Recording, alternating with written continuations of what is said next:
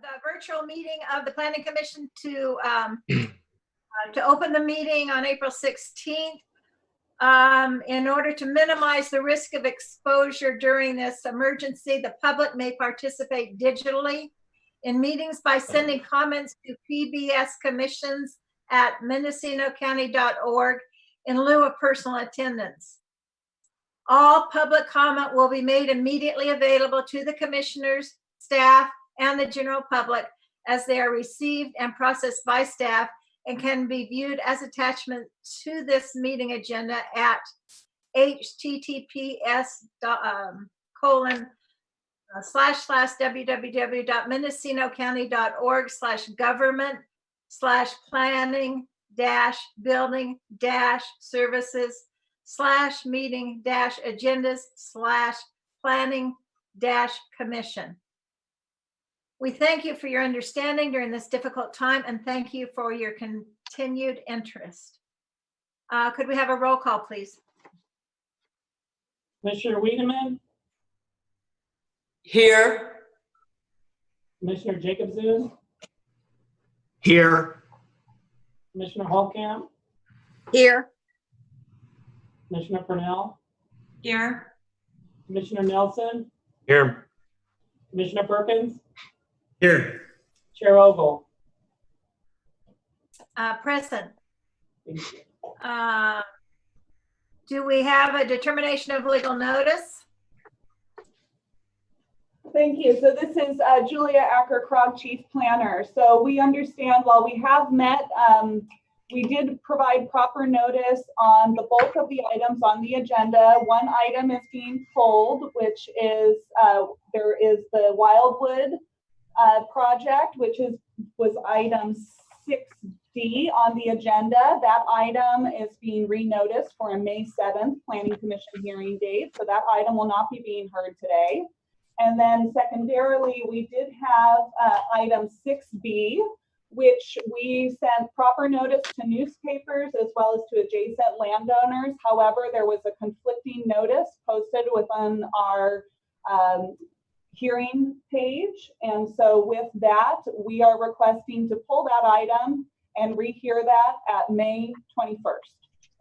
So with that, the items that will be going forward today are items 6A and 6C. Those two items do have proper legal notice. This is Greg Nelson. I am going to have to recuse myself for item 6B, AT&T Mobility. I have a conflict of interest. That's one that's Commissioner pulled. Nelson, that item will be being pulled from the agenda today. So that will be rescheduled for a May 21st agenda. Thank you.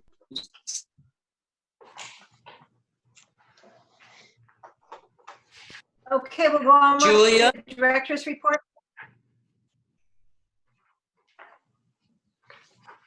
Director's report. Did somebody have a question there? I don't know if somebody got cut off. Thank you, Chair Ogle. Brent Schultz, Planning and Building Services Director. I really welcome you all to our, I think this is the very first ever Mendocino County Planning Commission virtual meeting. And I know it's, I've done a few of these now and they're a little disjointed, and I appreciate everybody's patience as we all learn it and Jim learns it and we get into this new world. I just want to let you know that I am dedicated to trying to make this better and better and better within the technology we have. I really want to say thank you to Janelle Rao and IS for getting us going with this. And I'm going to work to try to make it more interactive with the public. You know, we miss our public meetings and we like seeing you in person and the public and our applicants. And we're going to work on that as we go. So that's I want to let you know, that's my commitment to the county, to the commission, and to try and make these better as we go. So with that, everybody's doing okay here. We're just working away on our projects, and we have some people working from home, but most everybody's still here working on all these items that are coming before you. We got a lot coming ahead and a lot to get done. We're up against the streamlining app and some of them, and so we need to get this process going so we can bring projects forward. So I appreciate everybody's patience as we go. With that, I'll hand it back over to you, Chair Ogle, to continue on with the meeting in these cases. Okay, thank you, Director Schultz. We'll go on to matters from the public. The Planning Commission welcomes participation in commission meetings. This item is limited to matters under the jurisdiction of the commission that are not on the posted agenda and items which have not already been considered by the commission. No action will be taken. Individuals wishing to address the commission under public expression are welcome to do so via email in lieu of personal attendance at pbscommissions@mendocinocounty.org. All correspondence will be made available under its respective item at the previous website that I previously read. We'll go on to the consent calendar, of which there is nothing. Then we will go on to the regular calendar. And I'm a little unclear on this. This was a surprise this morning to hear that 6B has been continued to, I believe you said May 7th, Julia. May 21st So, for 6B. So item 6B, the AT&T Tower, we're going to be renoticing that for May 21st. And I think there'll be well, that, two items on that agenda right now. There is two. There's two on that agenda so far, so it'll be AT&T and the others on May 21st. okay, will that be a continuation or a postponement? Essentially, that's actually going to be a postponement because we will be renoticing it again for the new hearing date. And so we wouldn't be able to continue it to a date certain from today. Yeah, so so I think Will we the should packet go ahead and- What's that? Will the packet remain the same? Should we retain our current packet? Yes, I would recommend you keep that packet, but when we renotice it, you'll see the notice probably go out midweek next week, Tuesday, Wednesday.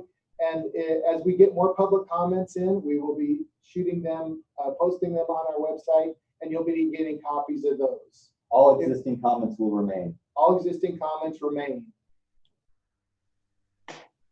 Including, we got one Thank late you. last night that we think posted this morning. So I think we should still move into our regular calendar though, starting with item 6A, which we are going to be hearing today, which is a report and recommendation to the Board of Supervisors from the Commission.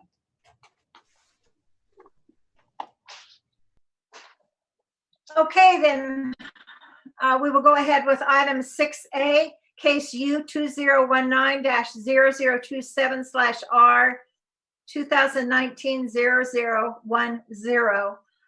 The owner is Joseph Palavithuko, and the applicant is Steve Cho. This is a request for a rezoning of a property from single family with floodplain and airport combining districts to a zoning designation consistent with the general plan that would allow for a major impact facility, that being a skilled nursing facility, upon granting of a conditional use permit. So can we go on to the staff report, please? Yes, and Marilyn, I apologize, but we're having a little trouble getting our staff planner pulled in for that item. So I'm wondering if it is all right with the commission, if we could move to item 6C to hear first, which is the rezone 2019-0014.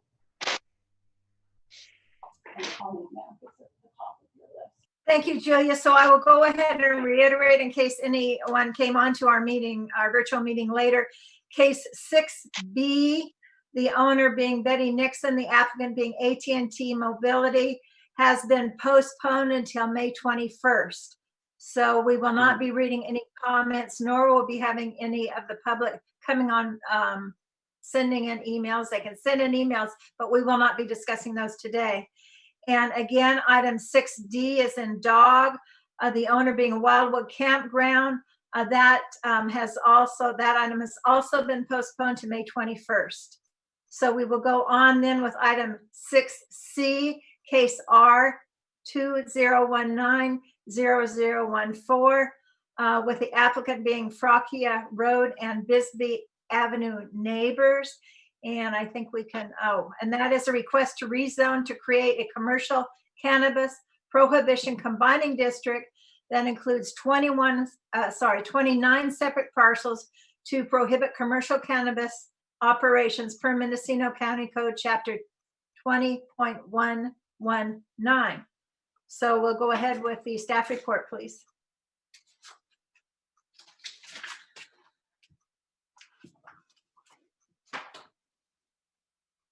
You're muted.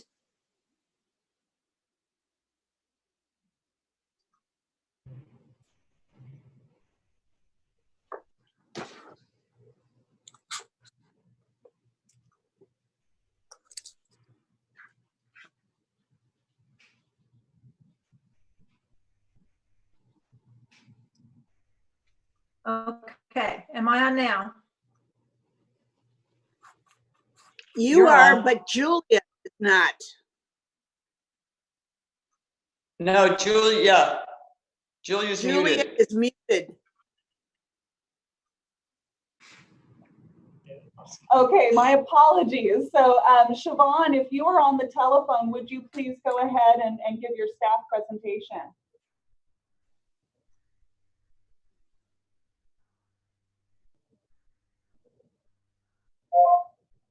Oh, and our apologies, our staff member said she just got kicked off of the meeting for some reason. So she is just logging back in right now to the item. But I think, you know, this is part of the challenges of doing a new meeting format. So if you guys will just bear with us for a moment, and we'll go ahead and admit the applicant as well into the meeting so they're able to participate. Susan should be calling in pretty soon. Ask her to text me.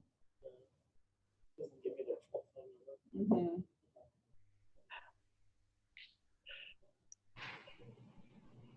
So just a moment here, and hopefully we'll get everything taken care of.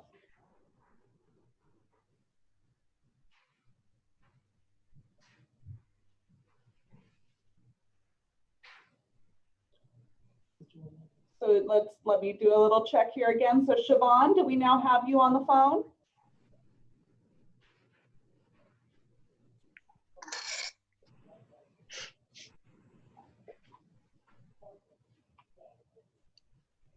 Hearing none. Let's see here. So let's see if we can get her back in. Is she on her iPhone? It could be. Her phone dropped off. Add them all. Really? Admit all. Admit them all. Okay, so now now that we have folks here, do we have Siobhan on the phone?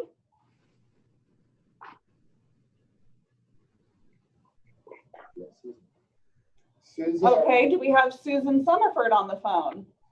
And please, if you're on the phone, you may need to unmute yourself, so please be mindful of that. Hello, this is Siobhan Holmes. Can everyone hear me?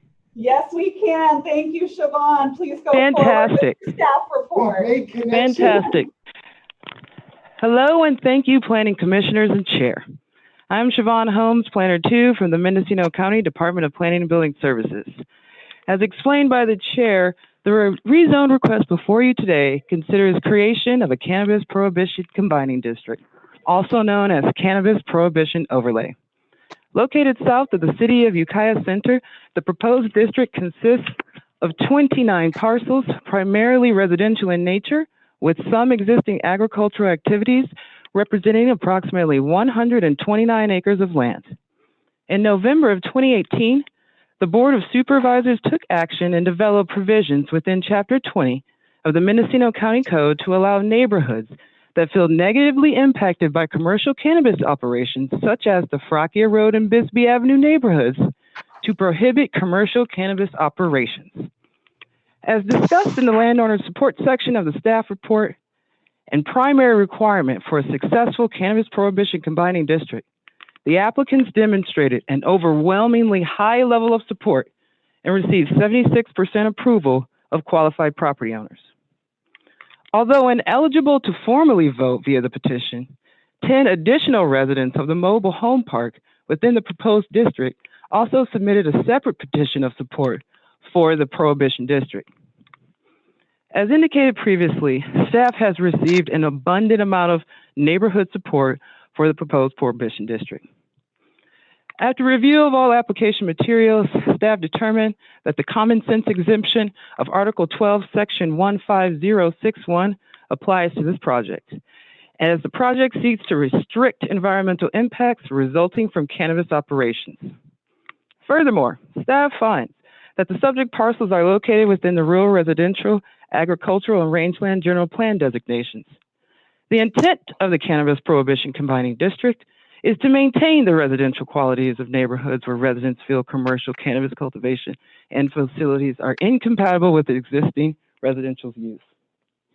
As such, this proposal aligns with the county's general plan, particularly Principle 3B, as the establishment of a cannabis prohibition or accommodation district encourages and empowers local communities and organizations to engage in local planning and community improvement, especially as they promote open, inclusive public planning and development processes. With that, staff recommends that the Planning Commission approve the rezone request. I am not sure if the applicant is still available. She, like me, was dropped by the system. So I'm available if there are any further questions. And Siobhan, we are, this is Julia speaking, and we do have, I see a Colleen Mack on the line here. Fantastic. And I'll look to our chair to see if the commissioners have any questions for you before we would call upon the applicant. Thank you. Okay, commissioners, does anyone have any questions for staff? Seeing none, we'll go ahead with hearing from the applicant. I believe that's Colleen Mack. Is that correct? That is correct. So Ms. Mack, we are unmuting you. Please, if you have any comments that you wish to provide. See the red? Oops, and You need to unmute. there we go. Can you hear me now? Yes, we can, Ms. Mack. Thank you very much. Please go ahead. Oh, good morning.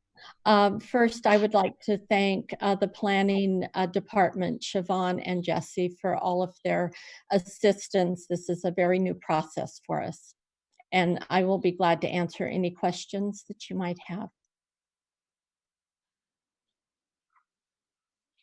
Are there any questions of the applicant? I would like to take the opportunity to tell you how important this is to the neighborhood. During this process, I have gotten to know my neighbors much more, and we are so happy to live around each other and to be out in this rural community raising our families.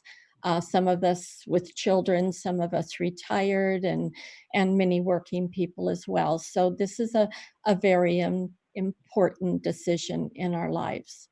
Thank you. Thank you, Ms. Mack. And again, there are no questions from any of the other commissioners. Is that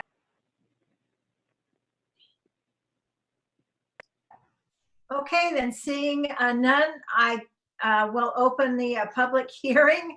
I don't know now if staff is reading those comments that we received, or if you have received any others that have come in during our meeting.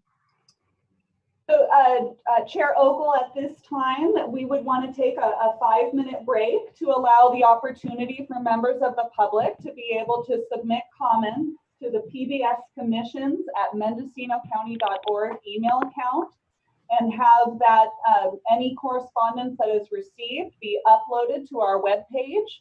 And then after that point, we will, that 5-minute break, then we will go ahead and come back into this room, and we will read off any names of the correspondence received and give the commission an opportunity to review that.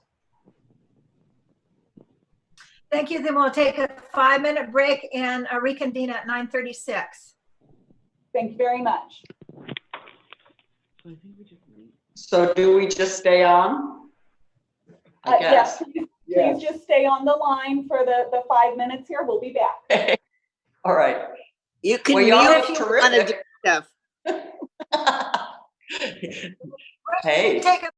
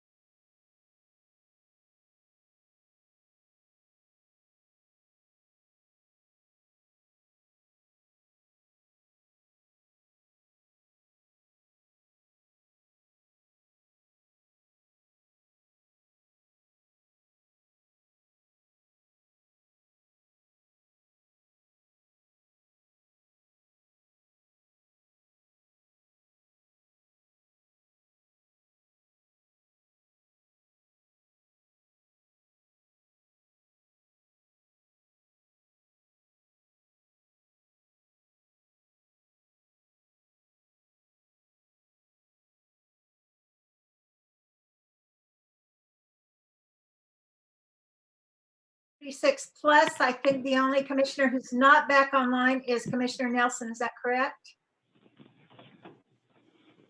Yes, it would appear that we have just about everyone back here. I'm looking across the videos. It does look like we have all commissioners back. Commissioner Nelson, are you present? I'm not seeing your video up there real quick.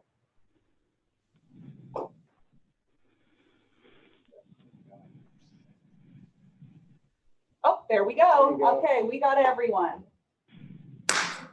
So thank you very much. I think we did not receive any new comment during that 5-minute period there. All the comments that are up on the website have already been posted and were available for reviewing by the commissioners. And I don't know if Siobhan, if you have any additional comments on public comment. I do not. I did not receive anything, and all comments are currently posted. Okay, thank you. Then we will go ahead and close the public hearing. And Actually, is there any Chair Ogle? discussion? This is Deputy County Counsel Matthew Kudrowski. Before we close the hearing, I do want to mention that the staff did post a revised resolution to the agenda for packet for this page this morning. It contains expanded general plan findings, and I'd like to make sure the Planning Commission has a chance to review that before closing a public hearing. Could someone read the changes? Thank you. That was my question. So Deputy County Counsel Matthew Kudrowski, the paragraph 1 regarding general plan findings has been expanded. And so now the entire paragraph would read, and just give me a minute to read through it. The subject parcels are located within the rural residential, agricultural, and rangeland general plan designations. The intent of the Cannabis Prohibition Combining District is to maintain the residential qualities of neighborhoods where residents feel commercial cannabis cultivation and facilities are incompatible with existing residential uses. As provided by a community petition, this proposal seeks to prohibit commercial cannabis activities that could otherwise be facilitated on the aforementioned assessor parcel numbers. The Mendocino County General Plan emphasizes the role of the community, local residents, organizations, and others, as well as the importance of self-determination in shaping communities' future through public planning processes. As such, this proposal aligns with the county's general plan, particularly Principle 2-3B, as the establishment of a cannabis prohibition or accommodation district encourages and empowers local communities and organizations to engage in local planning and community improvement, especially as they promote open, inclusive public planning and development processes. So it's really just attempting to make additional statements regarding the compatibility of this district with the general plan.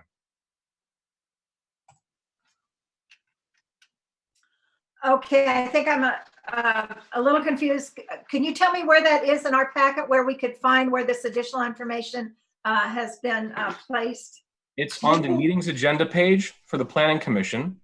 So if you went to that webpage and refreshed it, it will show up as an amended resolution under the bullet point for this agenda item. Is this a part of our packet or just online? It's online.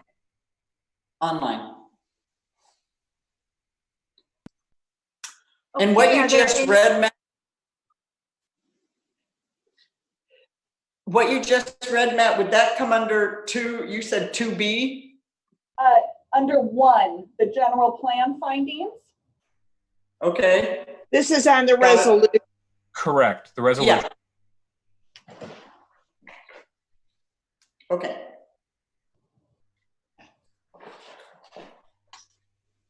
Okay, are there any questions for County Council? Seeing none, we will go ahead now and close the public hearing. Is that correct, Matt? If there's no further discussion, yes. Okay, discussion with commission members. Any questions or comments? Well, seeing none, I'll go ahead with a couple. I think the first one I wanted to address in the resolution Under the third whereas paragraph, and I'm not sure, and I'm directing this mainly to you, Matt, on the legal aspect of this. It says, whereas in accordance with applicable provisions of law, the Planning Commission held a public hearing. Should we or could we change that to virtual public hearing? I just think it's a little clear that we're doing that. And then on the last sentence, beginning with testimony and evidence presented, crossing out orally, or, because I don't think it was presented orally, it was just in writing regarding the project. So help me out with that, Matt, please. Deputy County Counsel Matthew Godrowski. Certainly, we are doing this as best we can in accordance with applicable provisions of law, including the governor's executive orders on meetings. So I don't know that we need to add the word virtual. Our standard language is orally or in writing. If the commission would like to cross out orally for this meeting, given that no comments were heard orally, I think that's not inappropriate. Other commissioners weigh in on that, please. I'm okay either way. I'm fine either way. Me too. Me too. I'm in agreement. Me too. Okay. Thank you, Allison. Then we will go ahead and leave the resolution as it reads now. I have one other comment on the, I believe it's the letter from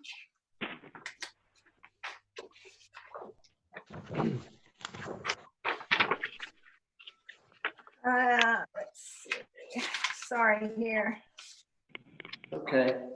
Yes, it's the letter with the attachment with a listing of the property owners involved. I think that might be from Colleen Mack. And she, if that is her, addressed the item of the fees being waived. I'd like to address that. And I believe that fee, I don't have it really handy, it's in here somewhere, was how much? Siobhan, that question's probably for you. Not mine. Yes, Siobhan, this is Siobhan Holmes.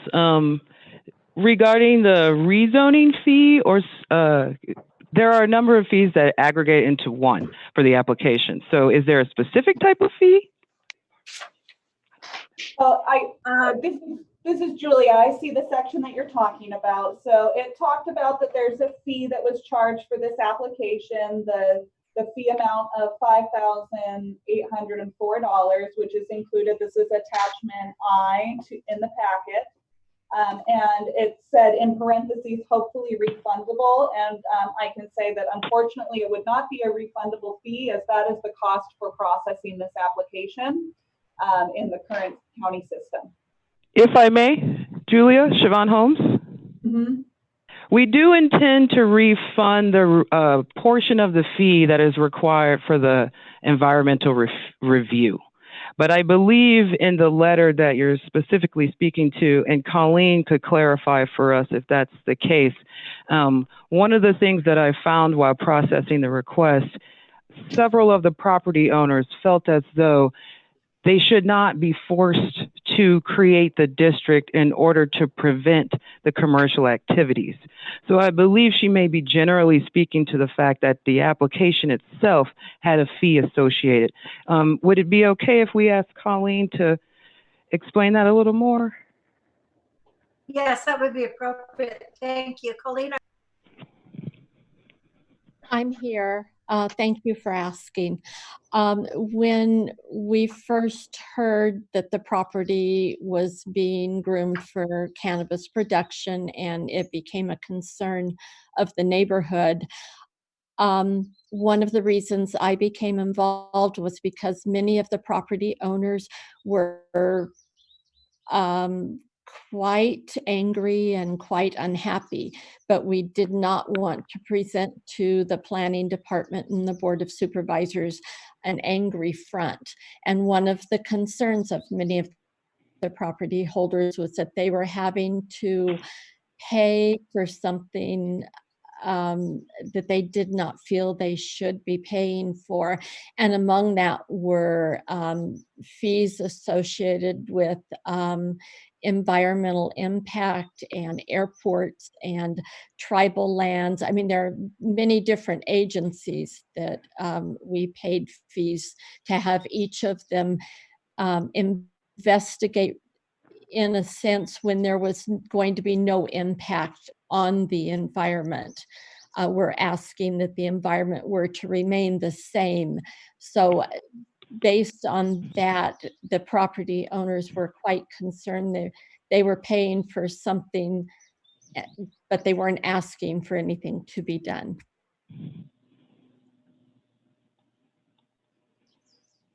Thank you very much. And Siobhan, I don't know if you wanted to continue to address that. You mentioned some of the fees may be waived. I don't know if you have a figure on that.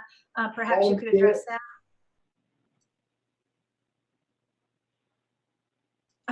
Yes. Madam Chair, if I could address the commission on this issue, Brent Schultz, Planning Building Director. We don't have any authority that I know of to waive any fees. Our weighted rate, just so you know, we're going into budget. I've been looking a lot at our budget for planning and building services. These projects take a lot of staff time to pull together, and our weighted rate's over $90 an hour for our staff to work on these items. We got a fee established by the board. It was approved by the board for all these entitlement all these applications.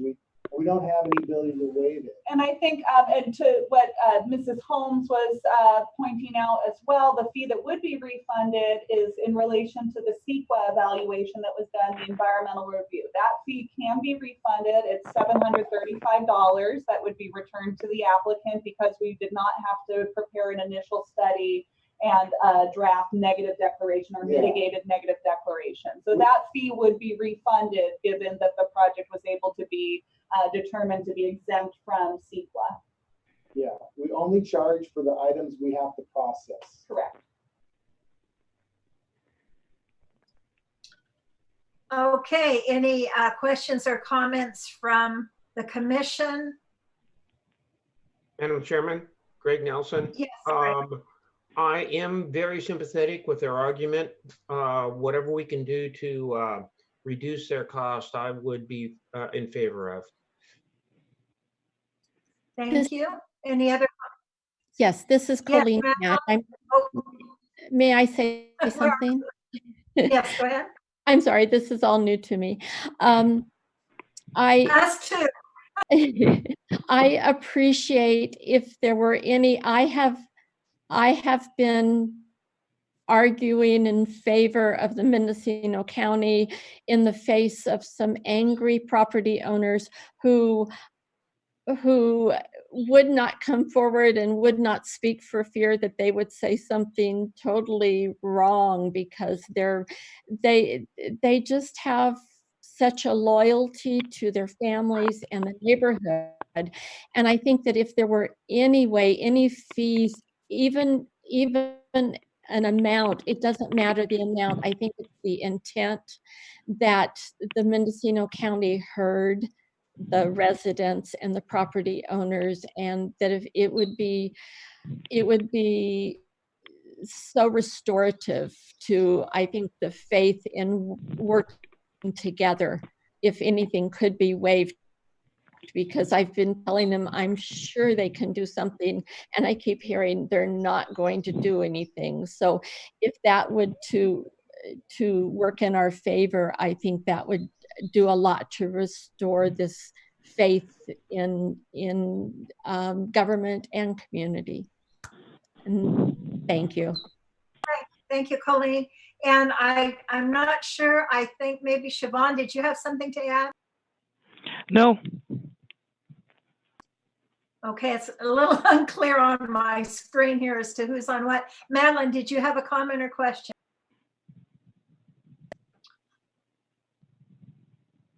Okay, any other commissioners? So, Julia, if I'm understanding correctly, then the amount refunded will be 700 and how much again? Diana has a question and she is muted. Thank you. There. Can you hear me? Yes, you're Yeah, on. we can hear you. No. Oh, where'd she go? Oh, you. Oh, let's unmute. I'm hitting I it. think. I think you're doing Okay. it at the same time. Can you hear me now? Yes, we Yes, can. we hear you. Okay. I just wanted to add, I concur with Greg that whatever we can do to help the fees. And the real issue here is that the way, neighborhoods can be impacted with this marijuana business, basically. And because they go through certain hoops, but they don't necessarily go through like a cottage industry review, right? Which would take into some of these considerations as far as neighborly impacts. We're down the road, but we really do need to look at how to streamline the cost for neighborhoods who want to protect themselves in view of another industry, an overlay of an industry with impacts. So I concur with Greg. Whatever we can do to look going forward, and even with this application to value. And I also just want to say to the neighbors and everybody involved in this, kudos to you for being organized and bringing your neighborhood together. Thank you. Madam Chair. Thank you, Diana. Madam Chair, I'm wondering if we could ask staff to clarify the role the Planning Commission has on reducing fees for applications like this. So that if we're going to make a recommendation or anything like that, what process or what weight it has, or how this conversation comes to a conclusion. Sure, I can address that question. Yes, please. Thank you, Julia. So this is Julia Acker-Krog, Chief Planner. And so with fees, our fees are set by resolution by the Board of Supervisors. They're based upon the evaluation that's conducted by us, a time study on how much time and which different levels in terms of staff members are touching a particular application. So we factor in the time for every person who handles this application, from the review of the final staff report to the public notice that's sent out to adjacent landowners as well as to the newspaper. So with that, we have calculated that this is the fee, this is what it costs for us to be able to process that application. And we submit our fees to the Board of Supervisors. There's fee hearings twice a year that review the fees and see whether or not changes are warranted. And certainly, there is always the opportunity for public comment during those fee hearings, where a member of the public or a commissioner on their own behalf could potentially submit a letter to the Board of Supervisors with comments about how fees should be applied. We try to really keep it general, so that for like a rezone request, which is what is in front of you, there is a base fee for it, and then there's add-on fees. And I believe we heard the applicant, Ms. Mack, speak to that as well. She mentioned something about an airport land use commission fee and having that environmental review. So we always have our base fee, which is the minimum amount required for us to process that application. And then there's add-ons depending on the location of that site or that project and what additional reviews may be triggered. Certainly the Planning Commission, if you so requested, you could always coordinate, and I would probably look to our council on this as well, as to how there could be some work with the commission, maybe making recommendations if they wanted to formally to the Board of Supervisors on fees. But I think if we want to talk about fees, my recommendation would be that we agendize that for a future agenda. So that way we can have a full discussion about the fees within the department and be sure that it's on the posted agenda.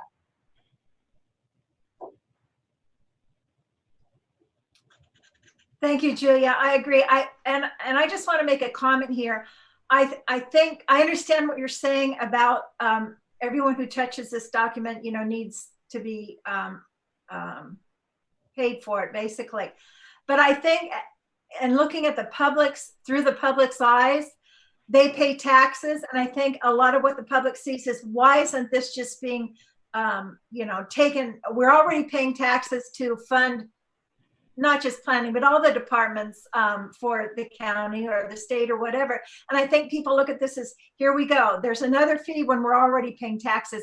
And I think that's a lot of the reason people get upset with having to pay additional fees when they feel they've already, they're already paying that through our taxes. Just a comment, and it's not just Mendocino County, it's not the state of California, it's just in general. I think we pay these taxes and we think, what are we getting for our taxes? Now I go before and I have to pay another fee. So I'm just venting. Thank you. Sure. One of the things, Madam Chair, if I could speak to this issue, because I do the budget every year with Julie, and we're doing our budget now. Currently the county subsidizes the planning and building operation. Fees do not cover all of our costs. So they are subsidizing the operation to the tune, close to $2 million a year since I've been here. So we do strive for full cost recovery though on these application fees, where some we get closer than others we don't. So it's we are helped by the county with other revenue sources. And so I would like to bring it back to the item that we have at hand. And then what we could do is in the future here, when we are going for a fee hearing, we could talk about agendizing this for further discussion. Because right now we're getting a little bit off topic from the item that we are hearing today. Yes.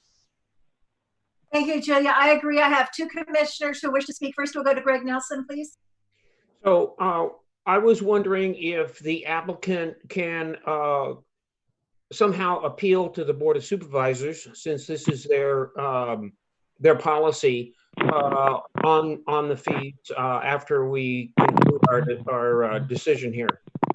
I could certainly give her the date when the fees will go forward, and she could go then. So with this application, it's important to remember this is a rezone application. So your action today is a recommendation to the Board of Supervisors on this item. This is not a final action that's being taken today. This is solely a recommendation to the board. So with that said, I think that the applicant certainly at the time of the Board of Supervisors hearing could make comments related to the process that they've undertaken. But generally, the Board of Supervisors is the sole authority that has the ability to waive fees, and they have adopted policies that speak to waivers of fees. And that would need to be handled separately from this item. And I'd be happy to call Ms. Mack and give her the date of the public meetings with the board so she could just express her views on the fees and charges. It's coming up here shortly. Thank you. Thank you. And I think what I'm hearing from Julia too is that the applicant has the opportunity as well when this item comes before the board to address it then. Is that correct, Julia? That is correct. Okay, and Madeline, I believe you had a question or comment?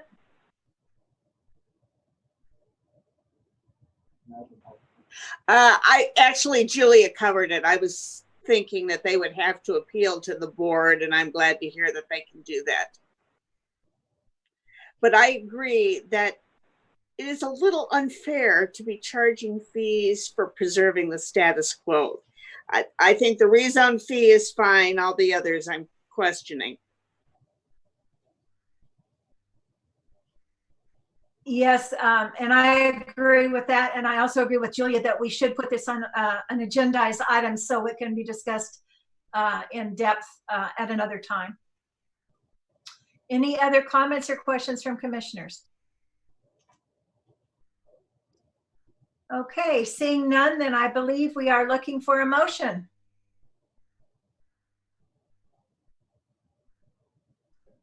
Diane, you need to unmute. Diana, unmute. I am unmuted. You have to unmute. Can you hear me? Yes, we can. Yes, now. Okay. So I make a motion to adopt R 2019-0014, Louis D. Tinsley. Resolution of the Planning Commission, County of Mendocino, California, adopting a CEQA, Article 12, Section 15061, B3, general rule statutory exemption to create a commercial cannabis prohibition combining district. Do I need to read everything else?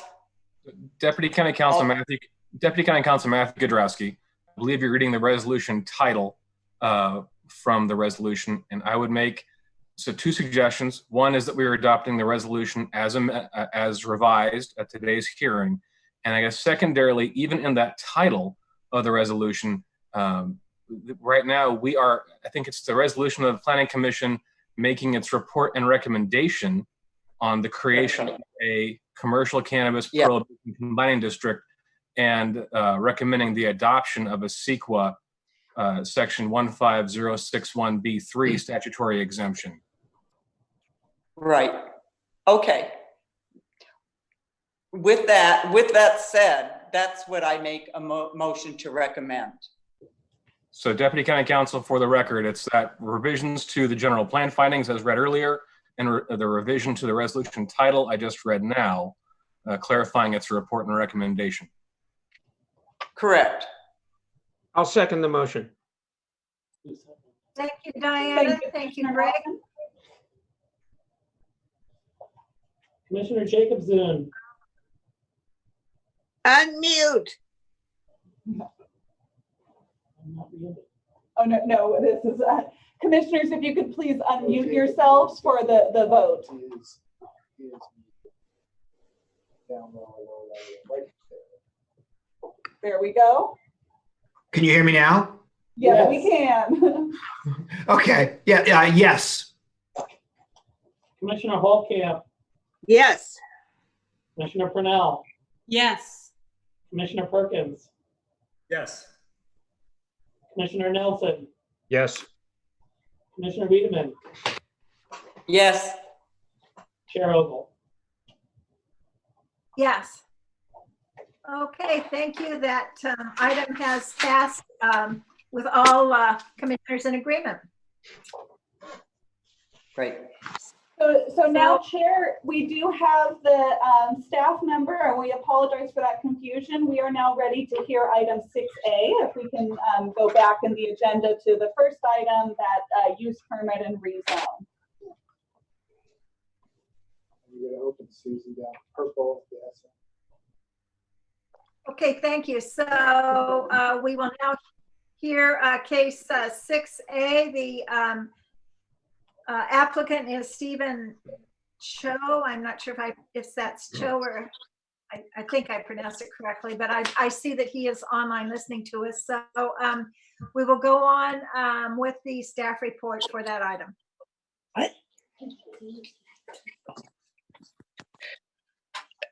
Hello? Yes, we hear you, Susan. Go ahead. Okay, I'm sorry. I need just one moment for a technical problem. No problem.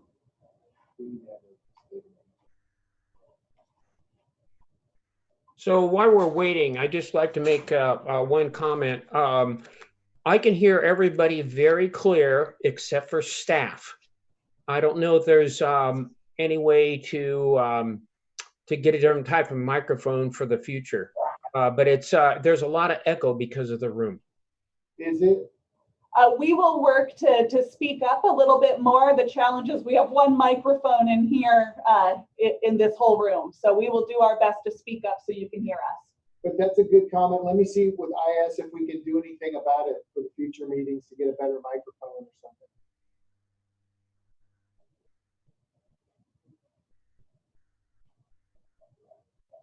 Okay, and so if we don't mind just waiting a few more moments here for our staff planner, Susan Summerford, and then we will continue with item 6A. I just have one question. Comments that have been passed on to us. Have you received anything additional today so far? We had received comments related to other items on the agenda, not necessarily for item 6A that we have in front of us. We had received items, comment letters for item 6B, that was on the posted agenda, but as we discussed earlier, we will have to be moving that item to the May 21st agenda. So we won't be covering all of those comment letters, but those will be reposted for the future agenda as well. Hello. Thank you, Julia. And I just one more question, which I forgot. So we'll go on with this item. Okay, so Susan, if we have you on the line, will you please go forward with your presentation? Yes, I apologize. My daughter had her Zoom class meeting right now as well. So we had to, get her together. So, It's a new world out there. It totally is. So this is a request for a use permit and a rezone of a property from single family residential with floodplain and airport combining districts to suburban residential with floodplain and airport combining districts. That would allow for a major impact facility, specifically a skilled nursing facility, upon granting of the conditional use permit. So it's two requests. One is a rezoning of the property to facilitate a major impact facility, and another is the use permit to grant a conditional use permit, which is required in the new zoning designation that they are requesting. It was a legal non-conforming for the previous one. Oh my goodness gracious. I'm sorry, I have to take a moment. Please, I'm very sorry. That's okay, so I think, you know what, we can just all keep going here. So what we have, this is Julia Acker-Krog. So this is the request to rezone the property, as Susan had said, from that single family residential with the floodplain and airport zone combining district to suburban residential with the floodplain and airport zone combining district. This will assure that the zoning district as well is consistent with the general plan designation of suburban residential. And the other part of this application is the request for a major use permit for a major impact facility, which is consisting of a skilled nursing facility. This site was actually a skilled nursing facility for many years, and unfortunately the use was discontinued for a period of over 1 year, and such that it now became non-conforming with the new zoning district that was applied to the property. So this application is seeking to have essentially the zoning designation changed to allow the reestablishment of this facility at the site. So the parcel, it's located along South State Street and it intersects with Whitmore Lane, which, as you know, is on the south end of Ukiah. The building is located directly on the southeast corner, and it is classified as urban land, and it's relatively flat with little to no elevation change. And Susan, whenever you're back on the line, feel free to stop me whenever. There is also a small amount of landscaping and vegetation existing around the building, with a planting strip that separates the building from Whitmore Lane at the corner. Thank you, Julia. I apologize. No problem. We're having a lot of technical difficulties here. Yes, so continuing where Julia left off, the reuse of the building will pretty much just require tenant improvements. There are some recommendations or required conditions of approval from the Department of Transportation regarding access, ADA access to the site, and sidewalk improvements.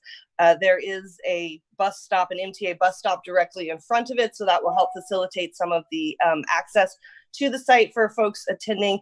They are requesting a parking reduction, and that's based on not only anecdotal evidence based upon years of running these types of facilities and knowing that the folks who are housed there are not typically driving. It's typically staff and family members who are visiting. So based upon MCC section, oh goodness gracious, I apologize. There's a section in our code that allows for a reduction in parking, and they are requesting to avail themselves of that. It's MCC section 20.180.015. There are two letters that are attached, one from Mr. Chu and one from, I'm sorry.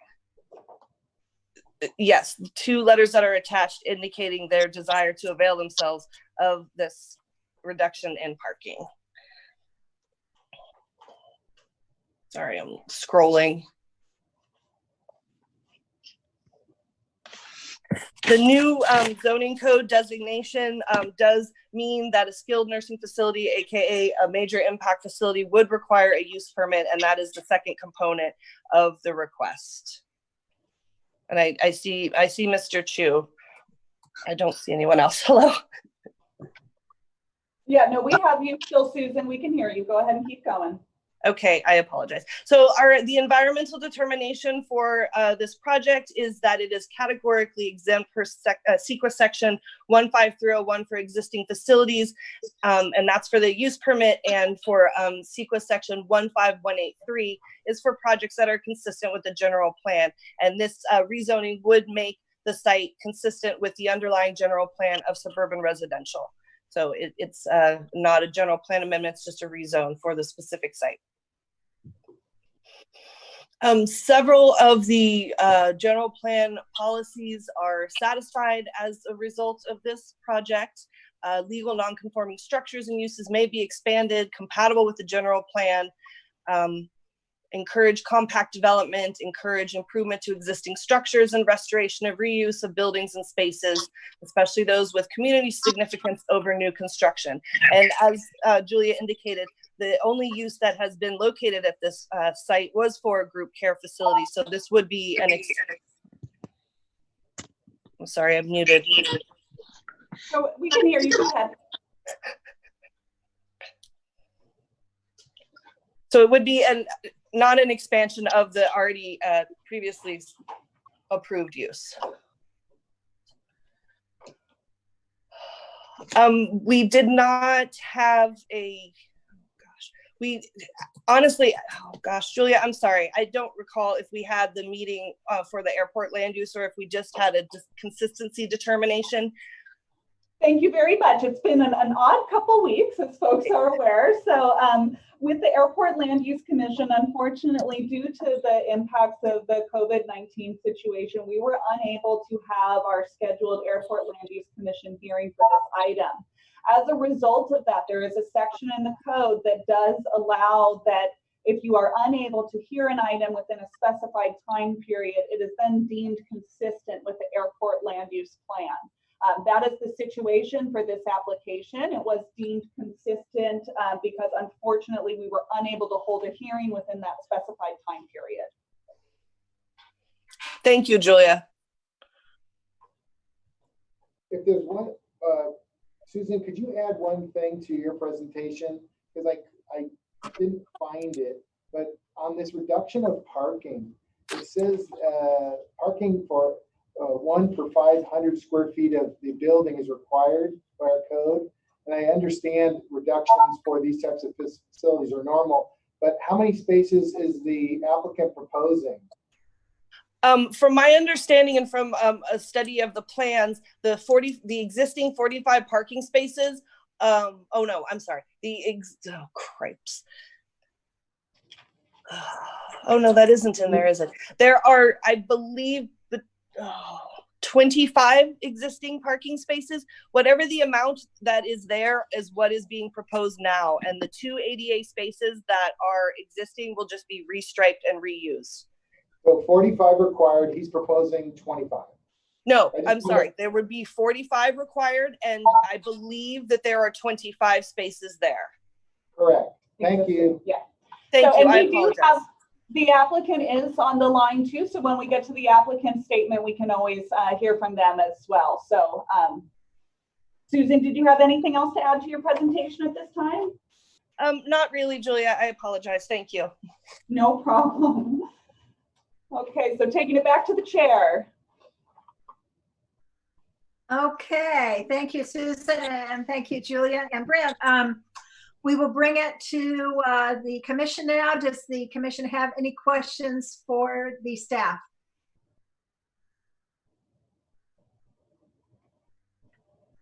Seeing none, we'll go ahead and hear from the applicant or agent. I believe that would be Mr.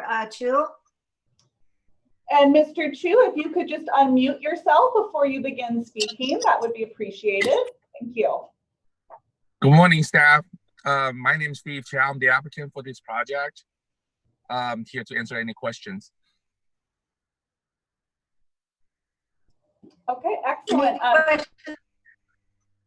Any questions of the applicant from the Just commission? clarification about the parking status, how many parking spaces they're proposing. So I do believe we do currently have 2 ADA parkings on site and 25 total parkings throughout the property. There's some in the front, some Including in the the back, ADA? including the ADA total of 25. And to my experience, I mean, because I live in Contra Costa County, and we have facilities in Alameda County as well in the Bay Area. Our county is asking for like 4-to-1 ratio, because our residents don't drive. None of our residents have cars in the facility that we operate. It's only for staff and visitors that they come out. They don't come at the same time. They come out throughout the visiting hours, which between 8 to 5, 8 to 6. Those are the visiting hours we encourage them to visit. So it's not like a daycare where they all come at the same time, drop off the kids at the same time, pick up their kids at the same time. So we don't believe that traffic or parking on that site will, we do believe 25 is sufficient. And this is Susan Summerford, the staff planner. I would like to add that as we discussed previously, the previous use of the site was for a similar type of group care facility, and the parking seemed to be sufficient for that. And it seems as if they were also granted a parking reduction for the use at that time.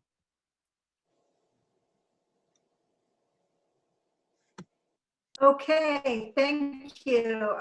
Any other questions of the applicant? Diana has one, but she's muted.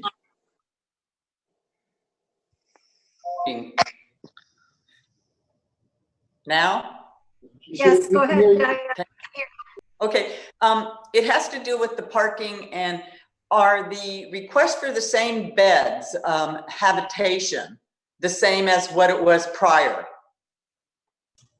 So did it have 70, I believe there were 78 beds. Was that in prior use, number one? Number two, when we talk about the parking, what I know about these facilities, it's not so much, and the other question I would ask is, how many staff are there at all times? Okay, that's 2 questions. The third question is the issue of when you have visitors, families that come, that's when the parking becomes an issue, and overflow parking ends up on the street. That is kind of a standard to a lot of these places. Thank you. Will somebody answer those? So, this is Steve Chow. For the record, to my best of my knowledge, according to the current owner, it was licensed a nursing home that ceased operation back in the 90s. And at some point, I read the record, they have more than 100 some beds. We are only proposing for 78 beds for our type of use, due to the bedroom count. The maximum we can go is 2 per room. And we even reduced one of them because one of the room is smaller. So 78 is what we're proposing now. And my understanding is they had more than 100 because the room was set up for 3 patients per room, because of their use. The property was last used as a nursing home. My proposing is to use as an assisted living. So that's question number 1. Answer to your question number 1. Number 2, your question was, so the site has parking spaces in the front, which is you're gonna use that for the visitors.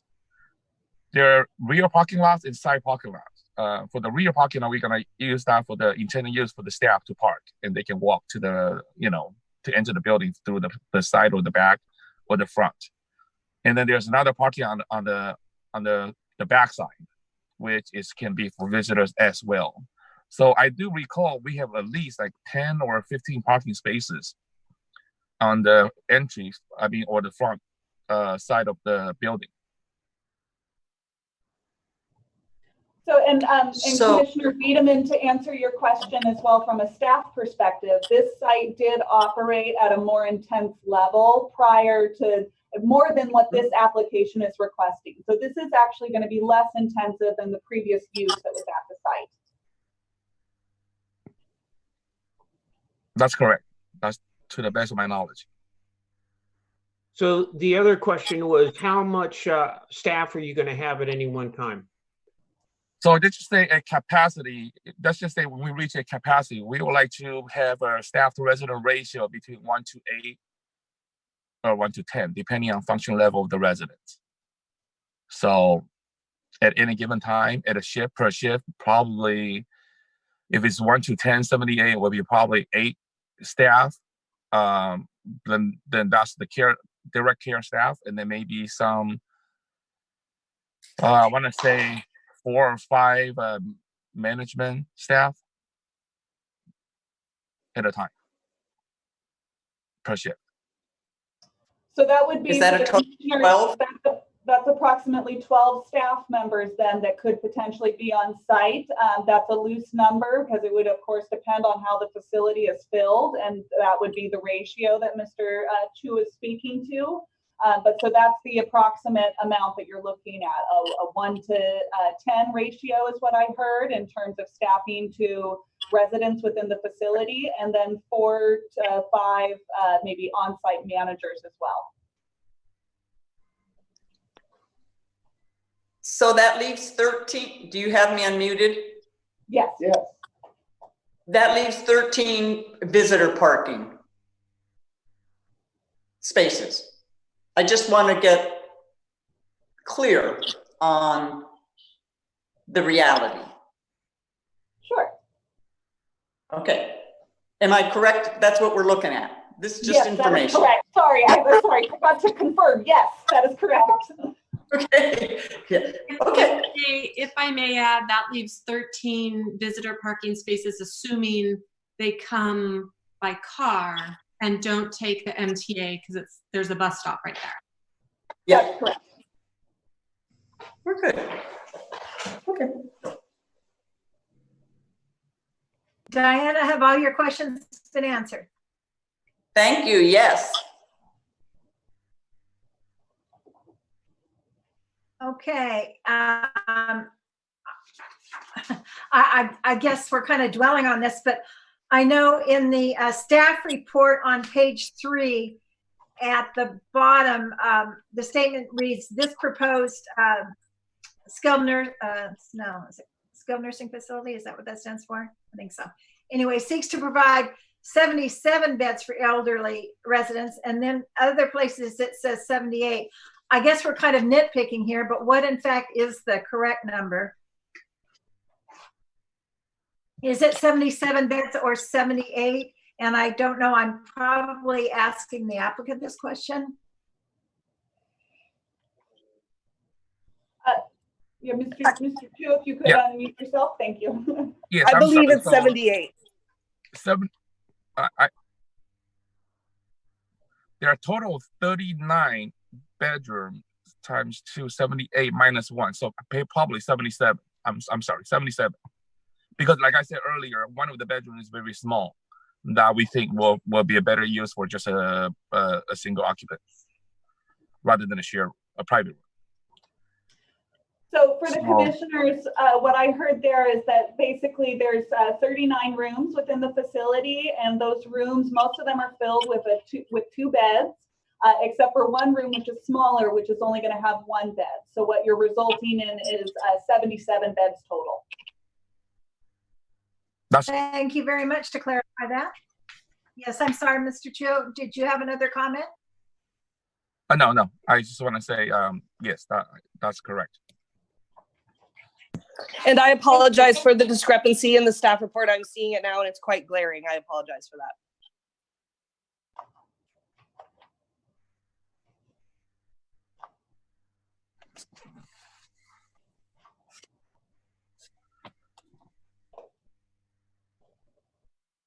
Oh, Chair Ogle, you seem to be muted. Sorry, it's that little button on to get off again. Okay, any other questions for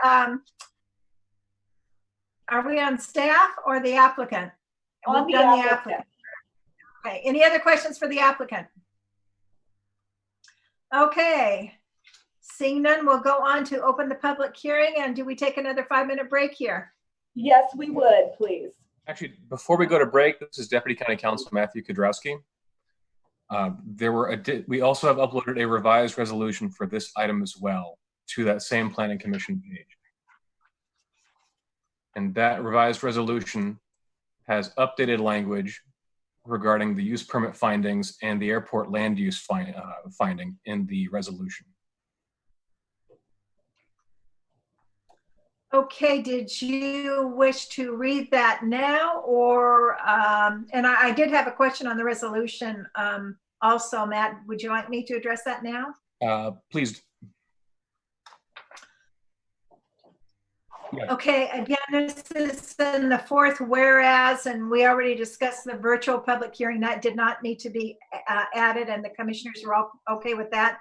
And the orally, but the last sentence there is different than the previous resolution. It says all interested persons were given an opportunity to hear and be heard regarding the project. Is everyone comfortable with leaving that wording in? And is that, first of all, Matt, is that legal to leave that in there when they don't really have an opportunity to quote here?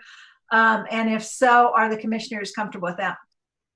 So Deputy County Counsel Matthew Kudrowski, I think the purpose in having this live streamed is where people can hear the commission hearing this project. So that statement is correct. And the be heard version, we were doing the due process here. We're doing the best we can with this, with allowing for the break that we'll be taking in a minute, where people can submit their comments, and then those comments can be reviewed by the commission prior to their consideration of action on the item. Thank you. Are all commissioners in agreement with that? I'd like to make a comment on that. I do think that best efforts were made to be as inclusive as possible given this modified virtual format. But I have heard from a handful of people in the 3rd District who actually wanted to be at today's meeting and were not able to be here virtually, either because their spouse or their children had to use the computer to sign into school and work, and therefore they couldn't watch the hearing or participate. And also I heard from a number of senior citizens who plan to attend today's meeting in person, but obviously are no longer able to do that. So I cannot say with 100% confidence that all interested persons were given an opportunity to hear and be heard, because I've heard from actual people that are not able to hear and be heard just because of the technology barriers. Thank you, Allison. Matt, did you want to respond to that?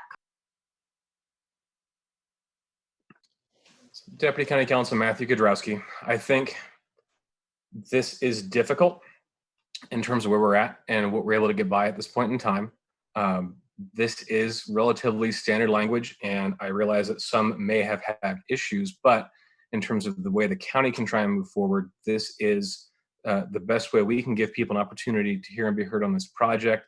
In addition, this is still just a report and recommendation to the Board of Supervisors. This item will be heard by them at a later meeting going forward, and we'll see if we're still doing telecomment at the board at that point, if people are able to do other things for providing their comment on projects in particular.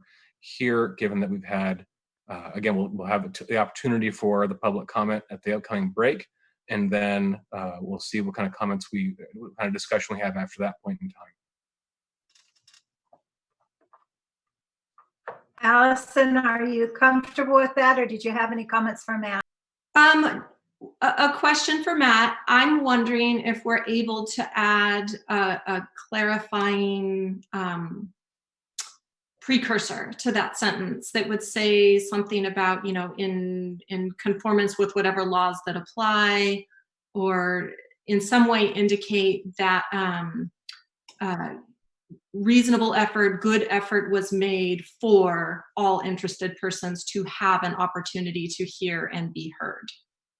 Deputy County Counsel Matthew Kudrowski, I think the first clause of that whereas clause is that the standard language where we are doing this in accordance with applicable provisions of law. And I think that would be read broadly as working as best we can, given social distancing and given the relaxation of the Brown Act under the governor's orders. Okay, thank you. I see how those two work together now. Okay, any other comments from commissioners? And we'll go ahead and take a 5-minute break and we will be back Madam at Chair. 10:30. And commissioners, if you would please mute your microphones during the 5-minute break and just so that way we don't have any feedback. So pardon, before we go to break, if the commission would like me to read out the changes, but they are also, the revised resolution is posted online. I'm not sure it's posted in Redline just yet, but the updated version is there. If the commission would like me to review those changes now, I'd appreciate doing that before the break. I was just reviewing it. It is online. Okay. Did you have any other comments or questions about that, Greg? No, I just wanted to make the comment that, you know, if you go to your cell phone or some other device, or maybe while we're taking the break, you can read it online. Thank you. And Matt, did you still want to read it before the break then? I will leave that to the discretion of the commissioners. My goal would just be to try and make sure that the commission knows that revised language, as does the public, and where to review it. If the commission would like me to read that out, I can. Commissioners, just give me a thumbs up if you want it or a thumbs down if you don't want it read. How substantive is it? So generally speaking, there's 3 paragraphs that have been augmented. The first is paragraph C under the use permits. And this is adding additional language regarding how this use is not constituting a nuisance or being detrimental to the health and welfare of persons in the neighborhood. It provides additional statements regarding the present zoning designation and this former non-conforming use. But here we have conditions of approval that ensure this is a nuisance, and furthermore, a description of the population of the county. And so using this as a senior facility is important. Secondarily, there's additions to paragraph D regarding the integrity of the zoning district.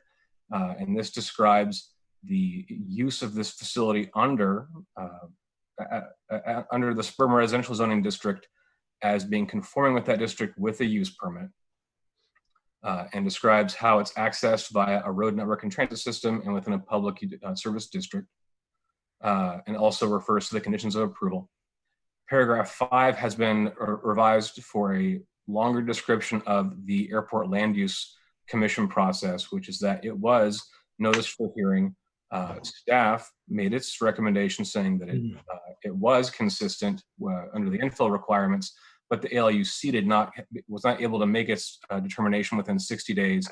Therefore, it's deemed consistent.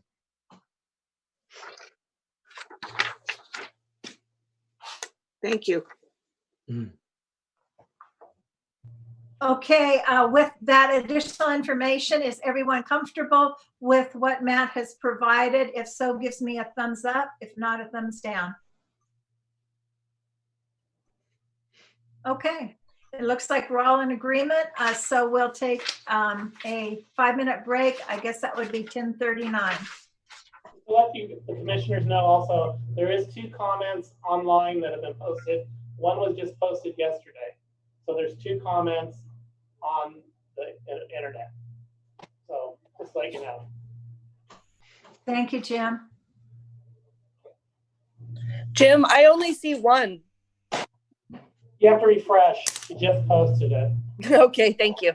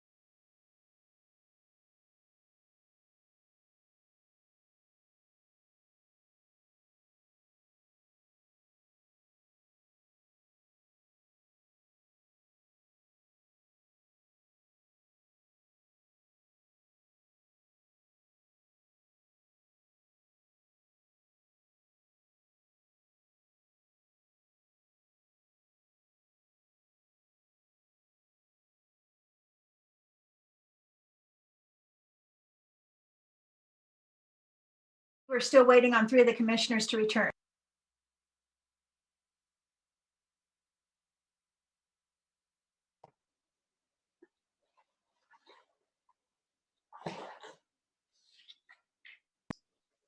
Okay, I believe we are all present again, so we will reconvene regarding any additional public comments that were made on the break.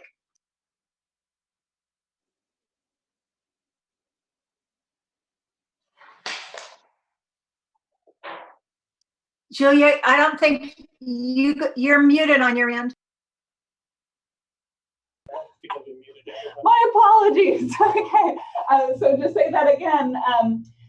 There are no other public comments other than the 2 that were previously noted by Jim before we took the break. So all correspondence is posted and available for consideration.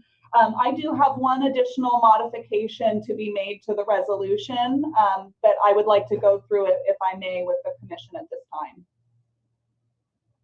Would that be acceptable? Yes, I do have a question. It's regarding a letter from, and perhaps you can answer this, or perhaps the applicant could answer it. This is a letter from Sid Dearborn in his second to the last sentence. He says, I am also against any plan that may include removal of this property from private ownership and loss from county tax rolls. Can you shed any light on that, or can the applicant? I would wish to defer to the applicant. We typically are not involved in how ownership is held beyond establishing that an applicant has a legal interest to undertake the application. Let's see, we have one person in the waiting room. If we could let the applicant in, so that way they could then speak. And just one moment here, we just have to admit him into the meeting. Okay, and it looks like he's just got to get his audio turned back on here. Mr. Chu, if you are able to turn your audio back on so that we may hear you to respond to that question. And maybe we'll wait while he is getting his audio sorted out. We'll come back to that. I'll be sure we do address that. But if I may, I would like to just go through this one additional sentence I wish to add to the resolution that's recommended by staff for the commission. This would be under finding number 1, which is the general plan and zoning finding section. And it would go at the end of the existing paragraph and would read, if the commission chooses so to provide this recommendation, a sentence would be added that would state the exception to parking standards to reduce to 25 parking spaces is consistent with Mendocino County Code section 20.180.015 and is adequate to serve the facility. So this is really speaking to the parking that we were discussing earlier during the staff presentation. And this would just solidify that if the commission is in agreement that the 25 spaces is appropriate, that we ensure that that language gets included within the resolution. Okay, commissioners, give me a thumbs up if you're in agreement, please. I see thumbs up.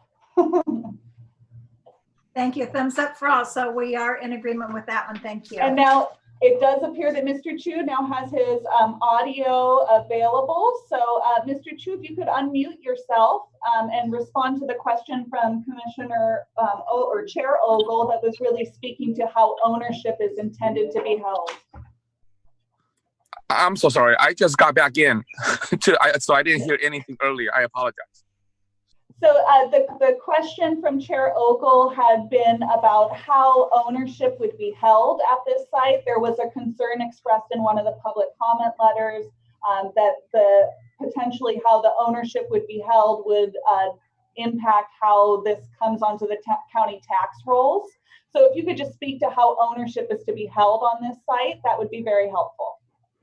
Well, currently we are in escrow.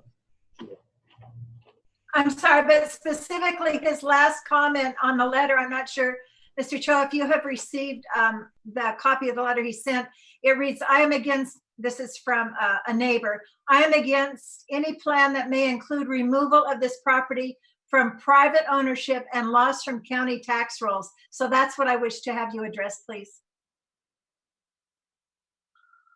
I have no idea about the county tax roll. I don't quite understand that portion of it. I guess the question is, will this property remain in private ownership? Yes, yes.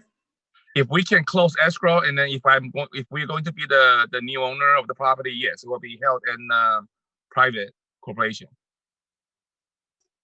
Thank you. That answers my question. Thank you.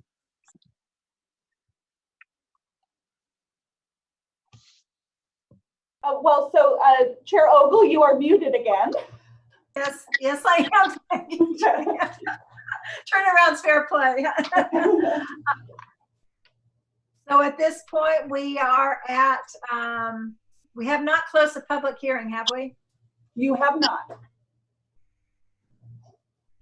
Okay. If there are no other comments, then we will close the public hearing and we'll go on to discussion from commission members. Any comments or questions from any commissioners?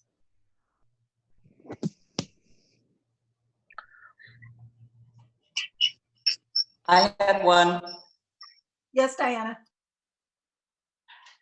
Julia, can you give me the section again, what you read for, the parking that you were referring to that allows the, go ahead. Yes, it is Mendocino County Code section 20.180.015. Thank you. Yes. If there are no other comments or questions, then we will need a motion, please.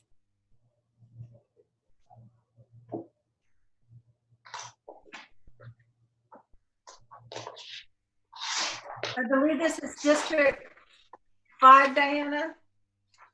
Yes, it is. There seem to be a lot in District 5. I'll make a motion. I make a motion to support the resolution going forward to the Board of Supervisors, R2019-0010/U, 2019-0027, Palabucall.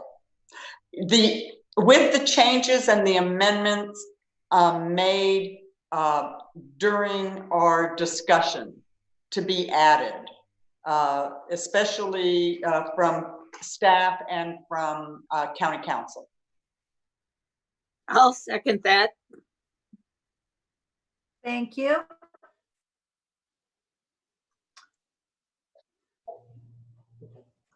Then I think we're up for a roll call vote, Jim. Okay, Commissioner Jacobson? Yes. Commissioner Purnell? Oh, Commissioner Purnell, you are muted. Yes. Thank you. Commissioner Nelson? Yes. Commissioner Perkins?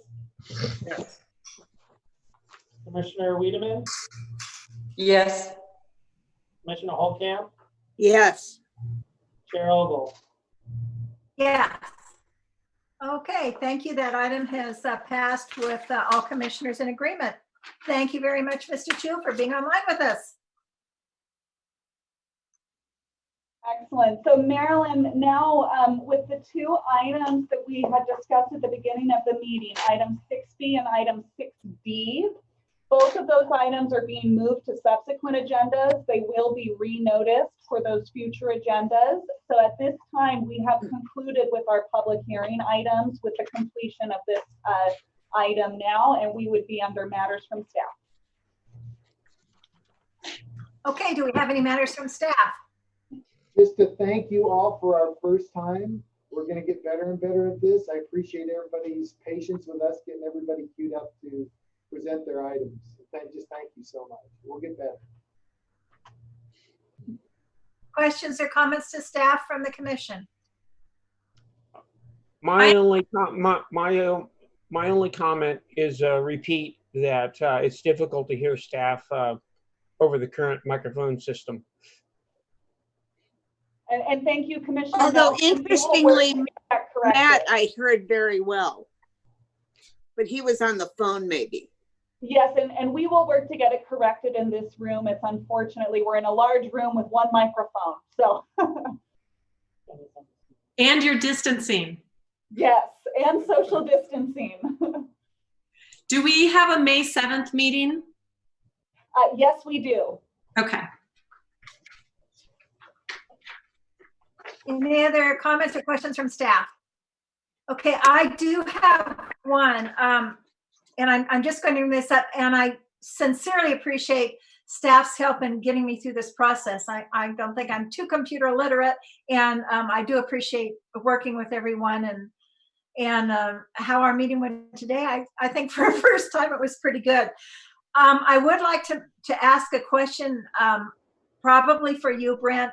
In the event that we are still social distancing and by our May 21st meeting, I don't know if it's possible, but I would like to see if staff could look into perhaps meeting in a location that we would be able to hear from members of the public. That may be the high school across the street, meeting in the gymnasium where we could have the social distancing because of particularly one of the items, that being the cell phone tower item on the agenda. I believe we really need to hear from the public on this. And if there's any way we could meet in another location, Carl Purdy Hall, the high school across the street, and maintain, and I realize this is creating problems for communication, but I think it's something that perhaps we should look into in the event we're still social distancing by May 21st. Thank you very much, Chair Ogle, and we will certainly look into that. And if we did not state at the beginning of the meeting as well, we are looking at ways to enhance public participation during this these interesting times with the lack of a public meeting space for this. So we will take your comments under consideration too, and see if we could possibly facilitate an area too that would allow members that may have technological challenges to still be able to provide comment. And we'll work with our council on that as well as within the county system here. So we will hopefully have something further in place at subsequent meetings. You know, there are in the... And I would like to just second Chair Ogle's request on that. Thank you. I just wanted to say there is that schoolyard right across the ditch there that has bleachers and stuff like that. Maybe they would let us use it. They're not using it. Well, we will look into it. We've got certain criteria we have to meet for any meeting spaces, must be ADA accessible and such, and meeting all that important criteria. So we will look into that though and try to have as best public participation as we can during these challenging times.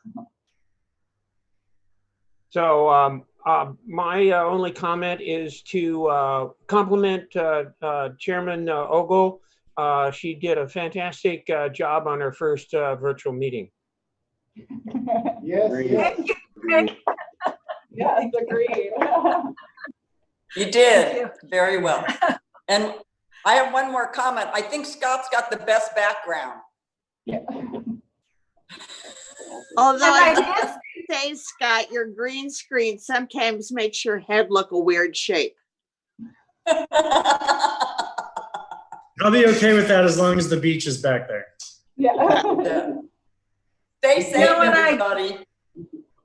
So I did notice that you can actually put up a background, and I at least I think you can, and but it's something you have to buy, if I'm not mistaken, or you have to sign up for another program or something, because I thought about doing that myself, but I didn't get that far. So good idea. Thank you. So Chair Ogle, that's concluded matters from staff, and maybe you've touched already on a little bit of matters from commission, but we did have an item under there that was matters from commission was about discussion and possible replacement of commissioners for Airport Land Use Commission. And since it's been so long since we've had a meeting, I believe Commissioner Jacobson may have comment on this item as well. Yeah, thank you. And I was going to go on to that matters from commission, and that item is item 8A, exactly what you commented on, Julia. Thank you. Unmute, Randy. How's that? We hear Good. you. Good. No, I think I discussed this a little bit with Madeline, which I think was at our last meeting, which was probably 2 months ago. But I just don't have the time or the resources to continue to participate in the Airport Land Use Commission meetings. And I was hoping that Madeline would be able to take my place.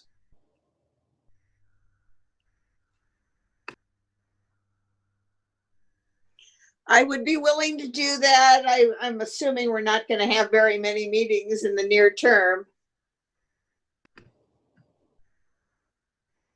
Okay, so do we need a motion and a vote on that, staff, or what? What's our process? And I believe Deputy County Counsel Matthew Kudrowski has unmuted himself, so hopefully he can respond to what would be the best way to convey that. I think a motion would be appropriate, but I will defer to him.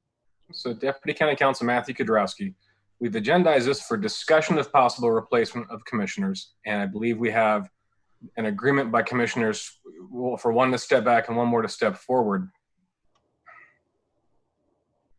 We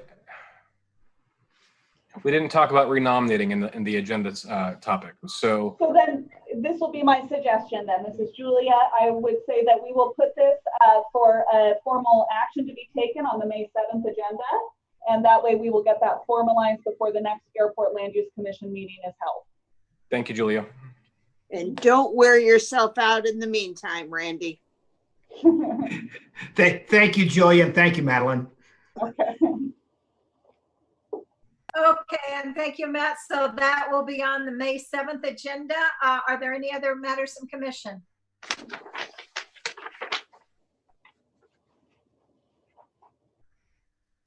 Okay, seeing none, then I guess we need a motion to adjourn. And I just want to thank everyone for hanging in there and doing this. I was very hesitant on how this process is going to work, but we are all online, and Scott has been voted as having the best background. Maybe we'll all work on that on the future. But again, thank you all very much for your consideration and following through with this virtual meeting. And I'll move adjournment. And I'll second. Thank you. At this point, we are adjourned at 10:58 according to my computer. Thank you all very much. Thank you. Thank you, commissioners. We really appreciate you hanging in there with us, and this will get better.